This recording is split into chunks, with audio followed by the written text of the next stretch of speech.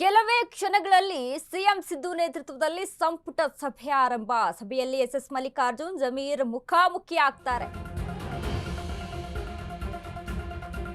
ಕೆಲವೇ ಕ್ಷಣಗಳಲ್ಲಿ ಸಿಎಂ ಸಿದ್ದು ನೇತೃತ್ವದಲ್ಲಿ ಸಂಪುಟ ಸಭೆಯಲ್ಲಿ ಎಸ್ಎಸ್ ಮಲ್ಲಿಕಾರ್ಜುನ್ ಜಮೀರ್ ಅಹಮದ್ ಖಾನ್ ಮುಖಾಮುಖಿ. ದಾವಣಗೆರೆ ಹಂಗಾಮ ರಾಜ್ಯ ಕೈಪಾಳ್ಯದಲ್ಲಿ ಧಗಧಗ. ಹಿಂದೆ ಜಮೀರ್ ವಿರುದ್ಧ ಏಕವಚನದಲ್ಲೇ ಕಿಡಿಕಾರಿದ್ದ ಎಸ್ಎಸ್ ಮಲ್ಲಿಕಾರ್ಜುನ್. ಹೀಗಾಗಿ ದಾವಣಗೆರೆ ಪ್ರಚಾರಕ್ಕೆ ಗೈರಾಗಿದ್ದ ಮಂತ್ರಿ ಜಮೀರ್ ಕಡೆಗೆ ಮುನಿಸು ಮರೆತು ದಾವಣಗೆರೆಗೆ ಭೇಟಿ ಕೊಟ್ಟಿದ್ದ ಜಮೀರ್. ಇದರ ನಡುವೆಯೂ ಕೈ ಮುಸ್ಲಿಂ ನಾಯಕರ ನಡುವೆ ದಂಗಲ್. ದಾವಣಗೆರೆ ದಂಗಲ್ ಸಂಬಂಧ ಇಬ್ಬರು ಮುಸ್ಲಿಂ ನಾಯಕರು ಔಟ್ ಆದ್ರು. ಇಷ್ಟೆಲ್ಲ ಹೈಡ್ರಾಮಾ ಬಳಿಕ ಇಂದು ಮಲ್ಲಣ್ಣ ಜಮೀರ್ ಮುಖಾಮುಖಿ ಆಗ್ತಾರೆ.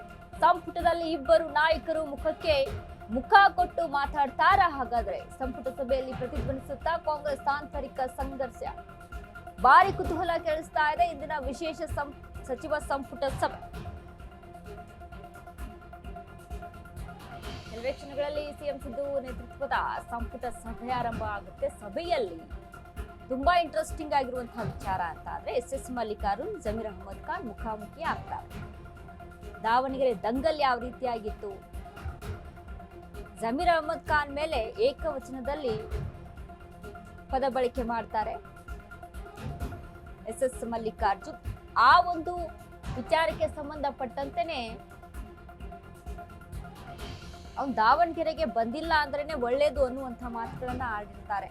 ಇದನ್ನೆಲ್ಲವನ್ನ ಕೂಡ ಗಮನಿಸಿದಂತ ಮುಸ್ಲಿಂ ಅಲ್ಪಸಂಖ್ಯಾತ ಸಮುದಾಯದಲ್ಲಿ ಒಂದಿಷ್ಟು ಭಿನ್ನಾಭಿಪ್ರಾಯಗಳು ಬಿಗಿಲಿರ್ತವೆ. ನಮ್ಮ ನಾಯಕರಿಗೆ ಇವರು ಮರ್ಯಾದೆಯನ್ನ ಕೊಡ್ತಿಲ್ಲ, ನಮ್ಮ ನಾಯಕರು ಇಲ್ಲಿ ಬರ್ತಾ ಇಲ್ಲ ಅನ್ನುವಂಥ ನಿಟ್ಟಿನಲ್ಲಿ ಒಂದಿಷ್ಟು ದಂಗಲ್ ಶುರು ಆಗುತ್ತೆ.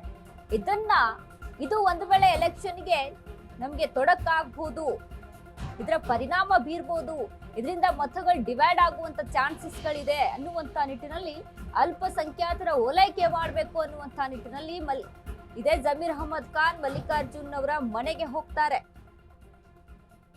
ಕೇರಳ ಪ್ರಚಾರದಲ್ಲಿದ್ದಂತ ಜಮೀರ್ ಅಹಮದ್ ಖಾನ್ ಒಂದು ದಿನದ ಮಟ್ಟಿಗೆ ದಾವಣಗೆರೆ ಕ್ಷೇತ್ರಕ್ಕೆ ಬಂದು ಎಸ್ಎಸ್ ಮಲ್ಲಿಕಾರ್ಜುನ್ ಅವರ ಮನೆಗೆ ಹೋಗ್ತಾರೆ. ಔತಣ ಕೂಟ ಇರುತ್ತೆ. ಅದಾದ್ಮೇಲೆ ಪ್ರೆಸ್ ಮೀಟ್ ಮಾಡ್ತಾರೆ.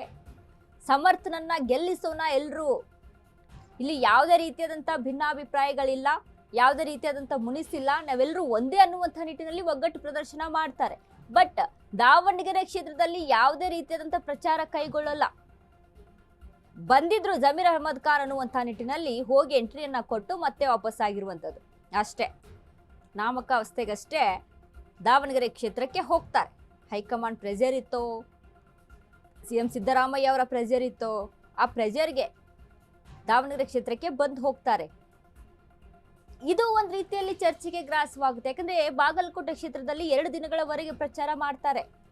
ಆದ್ರೆ ದಾವಣಗೆರೆಯಲ್ಲಿ ಬಂದ ದಿನಾನೂ ಸಹಿತ ಪ್ರಚಾರಕ್ಕೆ ಮುಂದಾಗಲ್ಲ.